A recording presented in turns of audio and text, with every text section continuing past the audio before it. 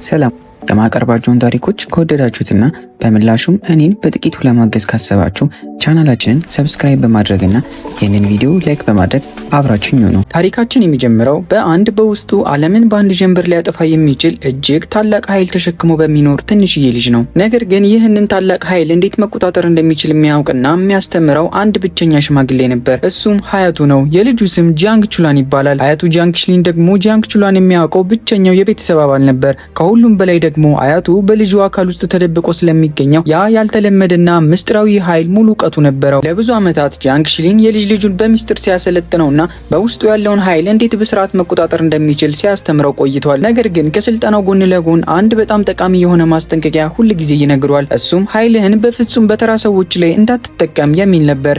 ጃንግ ቹላን ሀያቱ በዚህ ጉዳይ ለምን እንደተጨነቁ ምንም ሊገቡ አልቻለም ነበር። ነገር ግን በአንድ እሁድ ምሽት ሁሉንም ነገር የሚቀይር አስደንጋጭ ክስተት ተፈጠረ። ጃንግ ቹላን ወደ ቤቱ ሲመለስ አያቱ ከቤት ውጭ መሬት ላይ ወድቆ አካሉ በሙሉ በደም ተሸፍኖ ያገኘዋል። አያቱ ማዳን የሚችል መስሎት በፍርሃትና በድንጋጤ ወደሱ ይሮጣል። ነገር ግን አያቱ የመጨረሻዋ የህይወት እስትንፋሱ ላይ ነበር የሚገኘው። አያቱ አንዲትም ቃል ሳይሰማ በፊቱ ህይወቱ አልፋጣው። ጃንግ ቹላን ሙሉ በሙሉ ብቻውን ቀረ። ነገር ግን ያልገባው የአያቱ ሞት ከፊቱ ለሚጠብቀው እጅግ አስደናቂ ታሪክ ጅማሮ ነበር። ከዓመታት በኋላ ያ ትንሹ ጃንግ ቹላን አድጎ የዩኒቨርሲቲ ተማሪ ሆኗል። ነገር ግን ህይወት ለሱ ያን ያህል አልጋ ባልጋ አልሆነችለትም። ኪሱ ባዶ ነው። ከጀርባው የሚደግፈውና የሚረዳው ቤተሰብ የለውም። አብዛኛው ጊዜውንም እንደ ማንኛውም ተራ ተማሪ ህይወቱን ታግሎ ለማሸነፍ ይሞክራል። በአንድ ወቅት በዩኒቨርሲቲው ልዩ ዝግጅት ላይ አንድ አስቂኝ ነገር ይፈጠራል። ጠቅላላ ተማሪው በከፍተኛ ደስታ መጮህ ይጀምራል። ጃንግ ቹላን ሁሉም ለሱ እያጨበጨበለትና እያደነቀው እንደሆነ ያስባል። ለአንድ አፍታ ታዋቂ እንደሆነ ተሰምቶት ደስ አለው። ወደፊትም በሙሉ በራስ መተማመን ብቅ አለ። ነገር ግን እውነተኛው ዝነኛ ተማሪ ገና ወደ መድረኩ ሲመጣ ነገሩ ሁሉ ተበላሸ። በአንድ ቅጽበት ጃንግ ቹላን ወደ ጎን ተገፍትሮ ተጣለ። እንደገና ወደ ቀደመው ማንነቱ፣ ማንም ወደማያውቀው ሰዎች ተራ ስራዎችን ለማዘዝ ብቻ ወደሚጠቀሙበት ማንም ወደማያስተውለውና ወደማያስታውሰው ተራ ተማሪነት ተመለሰ። ነገር ግን ያ ተራ ህይወቱ ለረጅም ጊዜ አልዘለቀም። በአንድ ቀን ጃንግ ቹላን ህይወቱን ሙሉ በሙሉ የሚቀየር አንድ የስልክ ጥሪ ደርሰዋል።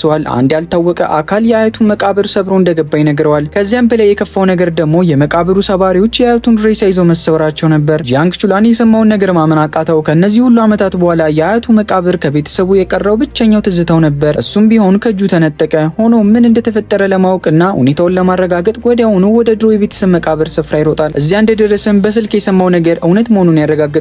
መቃብሩ ተቆፍሮ ተከፍቷል። የአያቱ ሬሳም በቦታው የለም። ነገር ግን ጃንግ ቹላን ከስርቆቱ በላይ እጅግ የሚያስገርም ነገር ሊያጋጥመው እንደሆነ ገና አልተረዳም ነበር። ጃንግ ቹላን በመቃብሩ ቦታ ላይ ምን እንደተፈጠረ ለማወቅና አእምሮን ለማረጋጋት ሲታገል በድንገት አንዲት እንግዳ ወጣት ሴት በፊቱ ብቅ ትላለች። ስሟ ፊንግ ባኦ ባኦ ይባላል። ጃንግ ቹላን ገና ማን እንደሆነች እንኳን ከመጠየቁ በፊት በሰከነ መንፈስ የእሱ እህት እንደሆነች ትናገራለች። ጃንግ ቹላን በግራ መጋባት ውስጥ ወደቀ። ከዚህ ቀደም ስለሷ ሰምቶ አያውቅም። ገና ጥያቄ ከመጠየቁም በፊት ፊንግ ባኦ ባኦ በድንገት ከቦታው በሚስጥር ትሰወራለች። በዚያኑ ምሽት ጃንግ ቹላን ለማመን የሚከብድ ሌላ ክስተት ይመለከታል። ፊንግ ባኦ ባኦ በድንገት ከሰማይ ወደ ታች ትወርዳለች። በእጆቿም ግዙፍ አካፋ ይዛ ነበር። የሚገርመው አካፋው ሳይሆን በዚህ አካፋ የምታደርገው ነገር ነበር። በዙሪያዋ አስፈሪ ፍጥረታት ብቅ ይላሉ። ጃንግ ቹላን በፍርሃት ተውጦ ሲያያት፣ ፊንግ ባኦ ባኦ ግን ምንም አይነት ፍርሃት ሳያድርባት ጥቃት መሰንዘር ትጀምራለች። አካፋውን አንድ ጊዜ ብቻ ብትወረውረው አንዱ ፍጡር ወዲያውኑ ይጠፋል። በመቀጠል ሌላኛውን ታጠቃለች።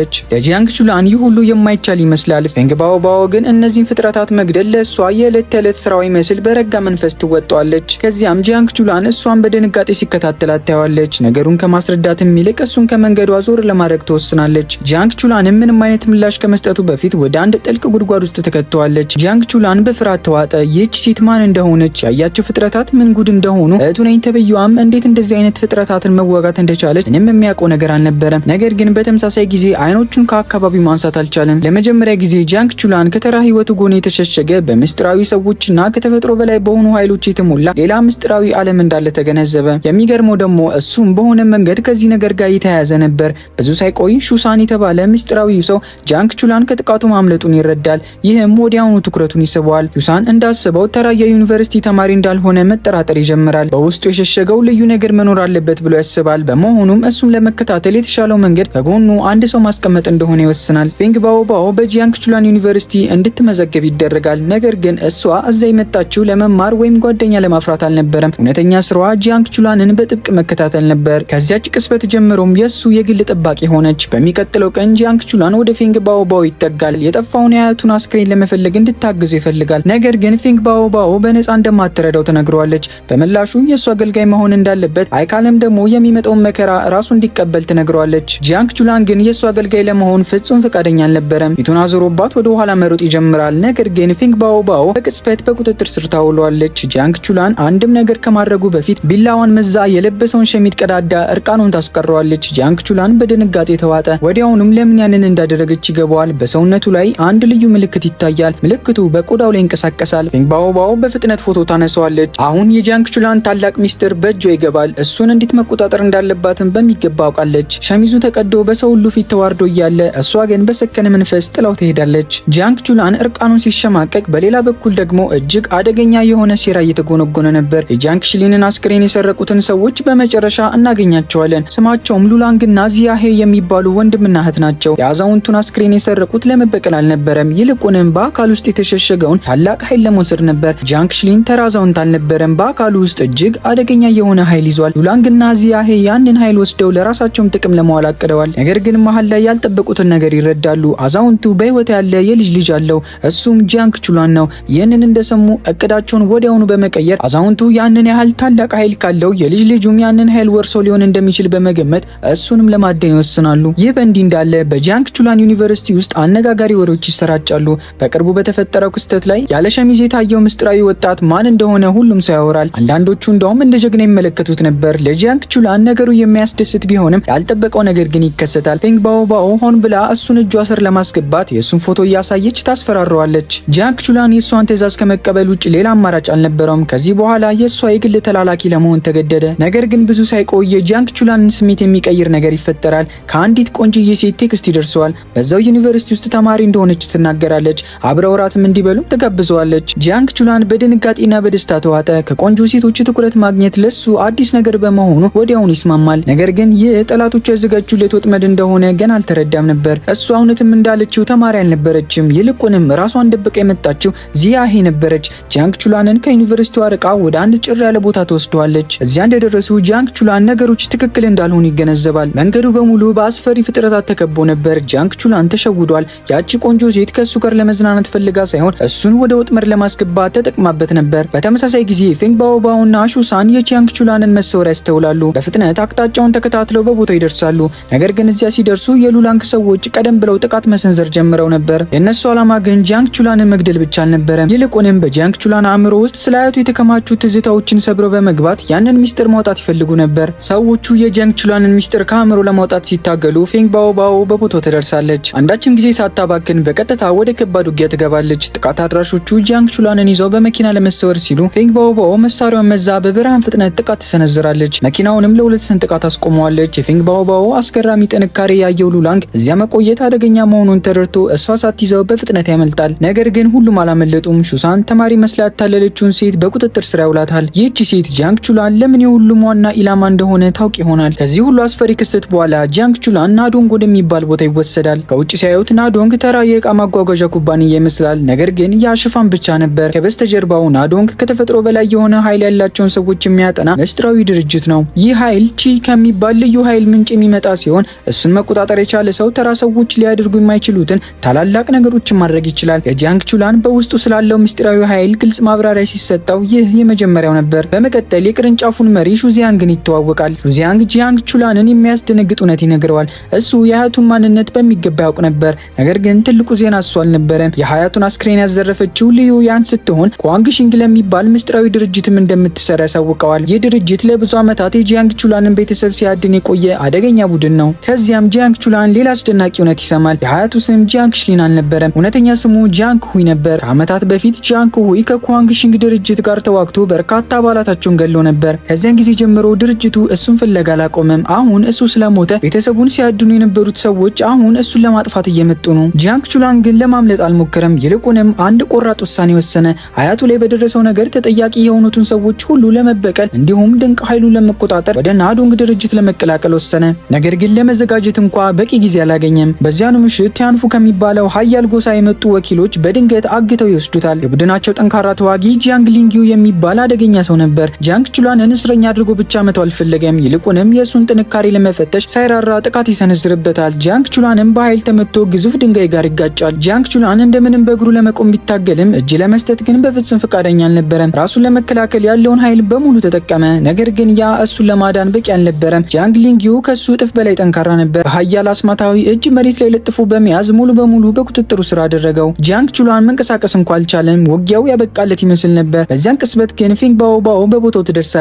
ርቀትም ቢሆን ጃንግ ቹላን አደጋ ላይ መሆኑን ተረድታ ነበር። ነገር ግን ወዲያውኑ እሱን ከማዳን ይልቅ እጅግ አስፈላጊ የሆነ ነገር ትነግሯለች። ኃይሉን እስከ መጨረሻው እንዲለቅ ታዘዋለች። ጃንግ ቹላን የልጅነት ትዝታው በፊቱ ላይ ይደቀናል። አያቱ ሁል ጊዜ በእጁ ላይ የብር ላስቲክ እንዲያደርግ ያስገድደው ነበር። ያ ተራ ላስቲክ አልነበረም። ይልቁንም ሀያቱ በኃይሉ ላይ ያደረገበትን ቁጥጥር የሚያሳይ ምልክት ነበር። ሀያቱ ለዓመታት ኃይሉን ደብቆ እንዲኖር ሲያስተምረው ቆይቷል። ነገር ግን አሁን ጃንግ ቹላን ኃይሉን መሸሸጉን ከቀጠለ ራሱን ለመከላከል የሚያስችል ጥንካሬ በፍጹም ሊኖረው እንደማይችል ይገነዘባል። በመሆኑም እጁ ላይ ያለውን የብር ላስቲክ በጥሶ ይጥለዋል። ላስቲኩ በተበጠሰበት ቅጽበት በአካል ውስጥ ተደብቆ የነበረው ኃይል እንደ እሳተ ገሞራ ፈነዳ።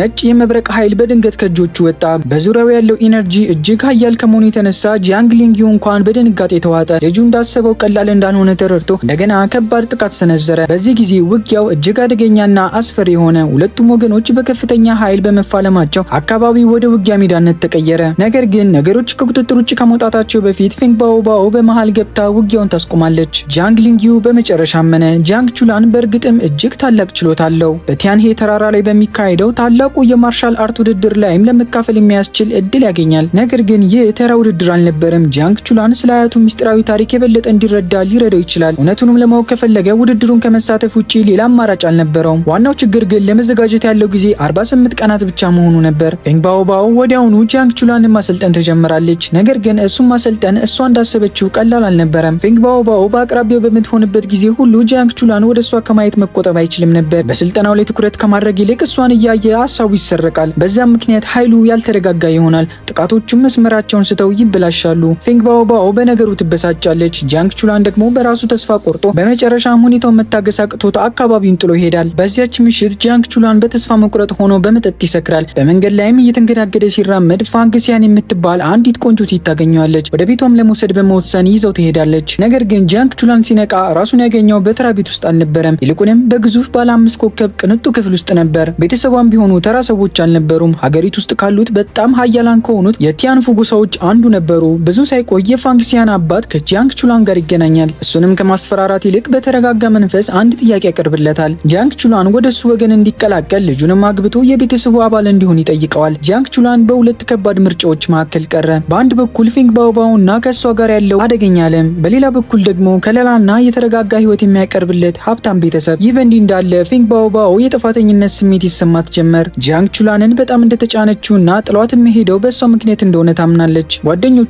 እሷ ምን ያህል እንደተረበሸች በማየት እሷን አስውበው የጃንግ ቹላንን ልብ እንድትመልስ የሚረዳት አንድ እቅድ ያወጣሉ። ነገር ግን በመሃል አቋርጣቸው ፊንግ ባኦ ባኦ ጉዳዩን በራሷ መንገድ ለመጨረስ ትወስናለች። ወደ ጠላቶቿ ግቢ ብቻዋን ትሄዳለች። ጥበቃዎቹንም አንድ በአንድ እያጠቃች ጃንግ ቹላን ዘንድ ትደርሳለች። ጃንግ ቹላን ለሱ ስትል ይህንን ሁሉ መንገድ አቋርጣ መምጣቷ ማመን ያቅተዋል። ነገር ግን ለማውራት እንኳ ጊዜ አልነበራቸውም። በዚያኑ ቅጽበት አንድ ጠላት በድንገት በጃንግ ቹላን ላይ ጥቃት ይሰነዝራል። ፊንግ ባኦ ባኦ ጥቃቱ ሲመጣ ታያለች። ሳታቅማማም በጃንግ ቹላን ፊት በመዝለል ጥቃቱን በሆዷ ትቀበለዋለች። ለሱ የተወረወረው አደገኛ ጥቃት እሷ ላይ ያረፈ። ፊንግ ባኦ ባኦ በደም ተሸፍና በጃንግ ቹላን እቅፍ ውስጥ ትወድቃለች። ለመጀመሪያ ጊዜ ጃንግ ቹላን በደም ተሸፍና ሲያያት ልትሞት እንደሆነ በማሰብ በከፍተኛ ድንጋጤ ውስጥ ይወድቃል። ፊንግ ባኦ ባኦ ዝም ብላ የምትከተለው ወይም እንዲሰለጥን የምታደርገው ተራ ሴት ብቻ እንዳልሆነች ይልቁንም ከልቡ እንደሚያስብላትና እሷን ማጣት እንደማይችል ተረዳ። ነገር ግን ፊንግ ባኦ ባኦ እንደገና ታስገርመዋለች። ለሞት የሚያደርስ ቁስል አስተናግዳ ሳለ በድንገት አንድ አስደናቂ የሆነ ችሎታዋን ታሳያለች። አካሏ በራሱ ጊዜ በፍጥነት መፈወስ ይጀምራል። ቁስሏ በቅጽበት እየዳነ ሲመጣ ጃንግ ቹላን ማመን አቃተው። ፊንግ ባኦ ባኦ አሁንም በህይወት አለች። አሁን ከስልጠናውና ከኃላፊነቱ መሸሽ እንደማይችል ተረድቷል። ታላቁ የካራቴና ማርሻል አርት ውድድርም እየቀረበ ነው። ሊፈጽመው የሚገባው ትልቅ ቃል ገብቷል። ጃንግ ቹላን ወደ ቲያንሄ ተራራ ለመሄድ ሙሉ በሙሉ ይወስናል። በዚህ ጊዜ ግን ወደዚያ የሚያቀናው ስለ አያቱ መልስ ፍለጋ ብቻ አልነበረም። ይልቁንም ውድድሩን ለፊንግ ባኦ ባኦ ሲል ለማሸነፍና ዋንጫውን ለማንሳት ነበር። በመጨረሻም በቲያንሄ ተራራ ላይ የሚካሄደው ታላቁ ማርሻል አርት ውድድር የሚካሄድበት ቀን ይደርሳል። በውድድሩ ላይ ወደ 100 የሚጠጉ እጅግ አደገኛ ተዋጊዎች የተሳተፉ ሲሆን ከእነሱ መካከል አሸናፊ የሚሆነው አንዱ ብቻ ነው። ጃንግ ቹላን ወደ ውድድሩ ሲገባ ከባድ ውጊያ እንደሚጠብቀው ገምቶ ነበር። ልክ እንደገመተውም አንድ ነገር ይረዳል። አብዛኞቹ ተዋጊዎች ከሱ እጥፍ በላይ ጠንካራና የካበተ ልምድ ያላቸው ናቸው። ኃይሉን ብቻ ተጠቅሞ ሊያሸንፋቸው እንደማይችል ያውቃል። ለዚያም ጃንግ ቹላን የውጊያ ስልቱን በአስቸኳይ ይቀይራል። ባህላዊ የማርሻል አርት ተዋጊ መስሎ ከመፋለም ይልቅ አእምሮንና ብልሃቱን መጠቀም ይጀምራል። ተቃዋሚዎቹን በተለያዩ ዘዴዎች እያታለለ ክፍተቱን እንደ ድል ይጠቀምበታል። አንዳንዶቹን ደግሞ ጭራሽ ሳይነካ ያሸንፋቸዋል። ብለው ጂያንግ ቹላን እና ፊንግ ባኦባኦ ተባብረው አንደኛውን ተዋጊ ከነነፍሱ መሬት ስር በቁሙ ይቀብሩታል። ምንም ያህል ጭካኔ የተሞላበት እርምጃ ቢሆንም ስልታቸው ግን ሙሉ በሙሉ ይሰራል። ነገር ግን ውድድሩን የሚከታተለው ህዝብ በሁኔታው በፍጹም አልተደሰተም ነበር። ጂያንግ ቹላን በተንኮልና በብልጠት ሲያሸንፍ ማየት አልፈለጉም። ተመልካቹ በእሱ ላይ ከፍተኛ ጩኸትና ተቃውሞ ማሰማት ይጀምራል። እሱን እንደ ጀግና ሳይሆን ህግ የማያከብር አጭበርባሪ ተዋጊ ብቻ ነበር። ነገር ግን ጂያንግ ቹላን ለሰዎቹ ተቃውሞ ምንም አይጨነቅም። የእሱ ዓላማ በህይወት መቆየትና ወደፊት መጓዝ ብቻ ነበር። ሁሉም ሰው ትኩረቱን በውድድሩ ላይ አድርጎ እያለ በሌላ በኩል ደግሞ እጅግ አደገኛ ነገር እየተፈጠረ ነበር። ከቲያንሄ ተራራ እጅግ ርቆ በሚገኝ ቦታ የኳንግ ሺንግ ወኪል እጅግ የሚያስፈራ ሴራ ሲጠነስስ ይታያል። ሁለት ወንድማማቾችን እርስ በርስ ያጋጫቸዋል። ወንድማማቾቹ ተገደው እርስ በርስ እንዲዋጉ ይደረጋል። መጨረሻም አንደኛው ወንድም ሌላኛውን ወንድሙን በግፍ ይገለዋል። ነገሩን የበለጠ ያከበደው ደግሞ በህይወት የተረፈው ወንድም በሰራው ግፍ ምንም አይነት የጸጸት ስሜት አለማሳየቱ ነበር። የኳንግ ሺንግ አባል ይህንን አጋጣሚ በመጠቀም ወጣቱን ወደ ቡድናቸው ይቀላቅለዋል። ይህ ክስተት አንድ ነገር ግልጽ ያደርጋል። ኳንግ ሺንግ ጂያንግ ቹላንን ብቻ ማደን አቁሟል። ይልቁንም ከበስተጀርባ ትልቅ ሰራዊት እየገነቡ ነበር። ብዙም ሳይቆይ ጂያንግ ቹላን ስለ ፊንግ ባኦባኦ ያለውን አመለካከት በሙሉ የሚቀይር አሰቃቂ እውነት ሊሰማ ነበር። በውድድሩ ወቅት በተደረገ በአንድ ፍልሚያ ላይ አንድ እንግዳ ነገር ይፈጠራል። ጂያንግ ቹላን በድንገት ከአያቱ ትዝታ ጋር በቀጥታ ይገናኛል። በመጀመሪያ የሚያየው ነገር ምን እንደሆነ ሊገባው አልቻለም ነበር። ነገር ግን ከጥቂት ሰከንዶች በኋላ ያየው ነገር ሙሉ በሙሉ ደንዝዞ እንዲቀር አደረገው። በአያቱ ፊት ቆማ የነበረችው ሴት ፊንግ ባኦባኦ ነበረች። እንደ ትዝታው ገለጻ ከሆነ ደግሞ ጂያንግ ሺሊንን የገደለችው ራሷ ፊንግ ባኦባኦ ነበረች። ጂያንግ ቹላን ይህንን ለማመን ፍጹም ፈቃደኛ አልነበረም፣ ምክንያቱም ነገሩ ምንም ትርጉም አይሰጥም ነበር። በዚያን ጊዜ ፊንግ ባኦባኦ የ8 ወይም የ9 ዓመት ትንሽ ልጅ ነበረች። እንዴት አንዲት ህፃን ልጅ እንደ ጂያንግ ሺሊን ያለ ታላቅና ኃያል ተዋጊ ልታሸንፍና ልትገድል ትችላለች? ጂያንግ ቹላን ከጀርባው ሌላ ማብራሪያ መኖር እንዳለበት ያውቃል። በመሆኑም በወቅቱ ምን እንደተከሰተ ያውቃል ብሎ ያሰበውን ብቸኛ ሰው ለማግኘት ይሄዳል። እሱም ዳይሬክተር ሹ ነበር። ነገር ግን ዳይሬክተር ሹ በህመም ምክንያት በሞት አፋፍ ላይ ይገኝ ነበር። ጂያንግ ቹላን ግን አሁንም ቢሆን እውነቱን እንዲነግረው አጥብቆ ይለምነዋል። በመጨረሻም ዳይሬክተር ሹ ህይወቱ ከማለፏ በፊት ሁሉንም ነገር ሊነግረው ይወስናል። ከብዙ ዓመታት በፊት ጂያንግ ቹላን ከመወለዱ አስቀድሞ በአንዲት ትንሽ መንደር ውስጥ አንዲት ምስጢራዊ ትንሽ ልጅ ብቅ አለች። ስሟ አው ይባል ነበር። የምትሄድበት ቦታ ስላልነበራት አንድ ደግ ቤተሰብ አግኝቶ ተቀበላት። ለጥቂት ጊዜ አው ከዚህ ቀደም አይታ የማታውቀውን ነገር አገኘች። እሱም ሞቅ ያለና የተረጋጋ ቤት ነበር። ከቤተሰቡ ጋር በደስታ መኖር ጀመረች። ነገር ግን ያ ሰላማዊ ህይወት ረጅም ጊዜ አልዘለቀም። በአንድ አስከፊ ቀን ዘራፊዎችና አሸባሪዎች መንደሯን ጥቃት ሰነዘሩባት። አው የጠበቋትና የተንከባከቧት ሰዎች በጨካኝ ሁኔታ ሲገደሉና ሲደበደቡ በአይኗ አየች። በዚያች ትንሽ ልጅ ውስጥ የሆነ ነገር በድንገት ታየ። ወዲያውንም ወደ ውጊያ ገባች። ነገር ግን ከዚያ በኋላ የተከሰተው ነገር ሁሉንም ማስደነቀ። አው ራሷን ብቻ ስትከላከል አልነበረም፣ ይልቁንም ያጠቁትን ዘራፊዎች በሙሉ ያለምንም ፍርሃትና ምህረት አጠፋቻቸው። የመንደሩ ሰዎች ያኔ ያቺ ልጅ ተራሷ እንዳልሆነች ተረዱ። በውስጧ እጅግ አስፈሪና ታላቅ ኃይል ነበራት። ነገር ግን ስለ አው ዋናው የሚያስገርመው ነገር ያ ብቻ አልነበረም። አመታት ማለፍ ጀመሩ። በዙሪያዋ ያሉ ሰዎች በሙሉ ሲያረጁ፣ አው ግን ምንም አትቀየርም ነበር። አታድግም፣ አታረጅም። በትክክል እንደነበረች ትንሽ ልጅ ሆና ቀረች። የመንደሩ ሰዎች ቀስ በቀስ እሷን መፍራት ጀመሩ። ያደገችበት ቤት ምስጢሯ እንዳይወጣ በመስጋት እሷን ከአካባቢው ለማራቅ ይወስናሉ። አው ብቻዋን እንድትሄድ ተደረገ። የሰጧት ብቸኛ ነገርም አዲስ ስም ነበር። እሱም ፊንግ ባኦባኦ ይባላል። ከዚያች ክስበት ጀምሮ ፊንግ ባኦባኦ ለ10 ዓመታት ያህል ሙሉ በሙሉ ብቻዋን ኖረች። በመጨረሻም በአንድ ዋሻ ውስጥ መኖር ጀመረች። አታረጅም፣ ምግብ እንኳን አምሯት አያውቅም። ጊዜ ወደፊት መጓዙን ቀጠለ። ፊንግ ባኦባኦ ግን በትክክል እንደነበረች ቀረች። ነገር ግን ከብዙ ዓመታት በኋላ አንድ ያልተጠበቀ ነገር ተከሰተ።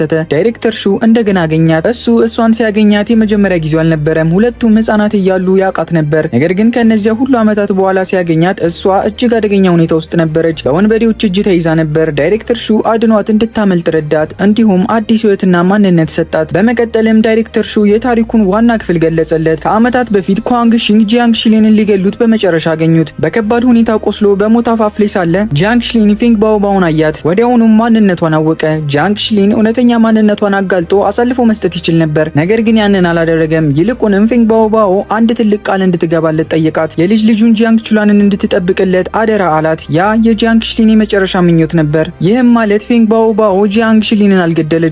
እሷ የሱ ጠላት አልነበረችም። ይልቁንም የልጅ ልጁን እንድትጠብቅለት የመረጣት ብቸኛ ሰው ነበረች። ጂያንግ ቹላን በመጨረሻ እውነቱን ተረዳ። አያቴን ገለዋለች ብሎ ሲያስባት የነበረችው ሴት በእውነቱ አያቱ በጣም ያመናትና ተስፋ የጣልባት ብቸኛ ሰው ነበረች። ዳይሬክተር ሹ ከመሞቱ በፊት ለጂያንግ ቹላን አንድ የመጨረሻ አደራ ይሰጠዋል። ፊንግ ባኦባኦን እንዲጠብቃትና ከሁሉም በላይ ደግሞ የእሷን እውነተኛ ማንነት እንድታውቅ እንዲያግዛት ጠየቀው። ፊንግ ባኦባኦ ማነች? ከየት መጣች? ለምንስ ለዚህ እነዚህ ሁሉ ዓመታት ሳታረጅ ቀረች። አሁን ጂያንግ ቹላን ወደፊት ለመጓዝ ትልቅ ምክንያት አገኘ።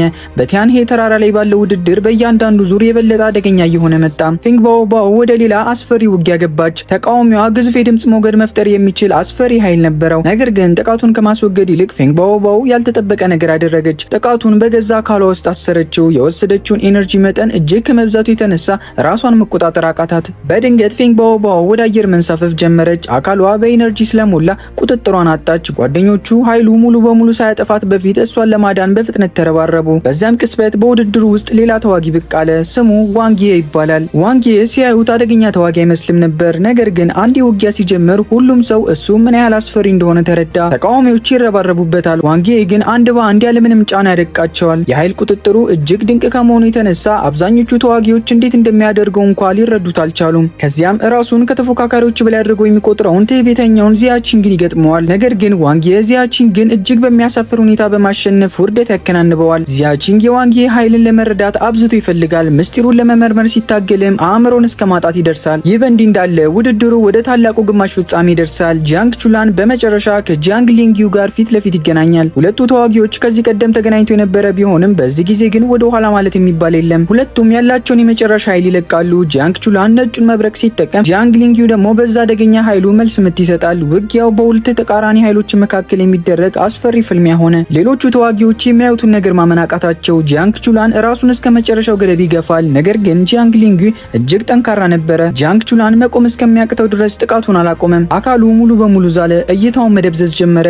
ለአንድ ቅስበት ያለቀለት ይመስል ነበር። ነገር ግን በዚያች ሰከንድ ጂያንግ ቹላን አያቱን ያስታውሳል። አያቱ ያስተማረውን ትምህርትና ኃይሉን መቆጣጠር ለምን እንደጀመረ ያስባል። ያ ትዝታ የመጨረሻውን ጥንካሬ ሰጠው። ጂያንግ ቹላን የተረፈውን ኃይል በሙሉ ይሰበስባል። እጅ ለመስጠት ፍጹም ፈቃደኛ አልሆነም። በመጨረሻው ኃያል ጥቃት የውጊያውን አቅጣጫ ሙሉ በሙሉ ይቀይረዋል። ጂያንግ ሊንጊዩ በመጨረሻ ተመቶ ወደቀ። ጂያንግ ቹላንም አሸነፈ።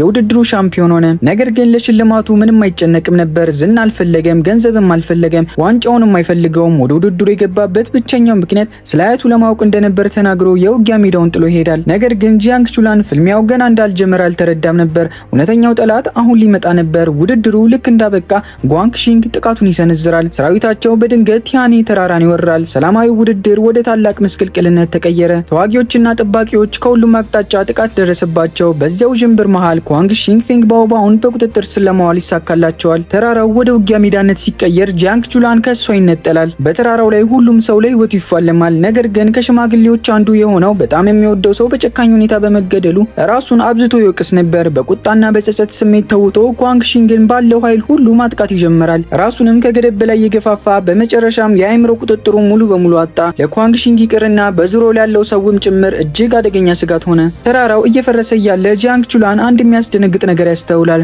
አንድ ከዳተኛ ተዋጊ የራሱን አጋሮች ሲያጠቃ ያገኘዋል። ይህ ሰው የሌሎች ሰዎችን ኃይል የመምጠጥና የመውሰድ አስፈሪ ኃይል አለው። አንድን ሰው በገደለ ቁጥር የበለጠ ጠንካራ ይሆናል። የብዙ ሰዎች ኃይልን በወሰደ ቁጥር ደግሞ ኃይሉ እጥፍ እያደገ ይሄዳል። ጂያንግ ቹላን ሁለት ንጹሃን ሰዎች በሱ መንገድ ላይ ታስረው ያያል። ዝም ብሎ ማምለጥ እንደማይችል ስላወቀ በእነዚያ ንጹሃን ሰዎችና በዚያ አስፈሪ ፍጡር መካከል ገብቶ ይቆማል። ጠላቱ ጥቃት ይሰነዝራል። ጂያንግ ቹላን ለማምለጥ ቢሞክርም ጠላቱ እጅግ ኃያል ነበር። በዚያን ቅስበት ጂያንግ ቹላን አንድ ያልተጠበቀ ነገር ያደርጋል። ዝም ብሎ ከመዋጋት ይልቅ ጠላቱ የራሱን ኃይል እንዲመጥ ራሱን አሳልፎ ይሰጠዋል። ጠላቱም አገኘው ብሎ የጂያንግ ቹላንን ኃይል መምጠጥ ይጀምራል። ነገር ግን የጂያንግ ቹላን እቅድ ሌላ ነበር። ጠላቱ እጅግ በጣም ብዙ ኃይል ወደ ውስጡ እንዲያስገባ ፈቀደለት። ከዚያም ልክ በትክክለኛው ሰዓት ያንን ኃይል በጠላቱ አካል ውስጥ አፈነዳው። ያ ግዙፍ ፍንዳታ ውጊያ ሜዳውን አወደመው። ጠላቱም ወዲያውኑ ሞተ። ጂያንግ ቹላን በህይወት ቢተርፍም ሰውነቱ ግን እጅግ ዝሎ ነበር። ሁሉም ሰው የተከሰተውን ነገር ለመረዳት ሲታገል ከጓንግሺንግ ጀርባ ያለው እውነተኛ ታሪክ በመጨረሻ መጋለጥ ይጀምራል። ጂያንግ ቹላን ይህ ግጭት ከገመተው በላይ እጅግ ሰፊ እንደሆነ ተረዳ።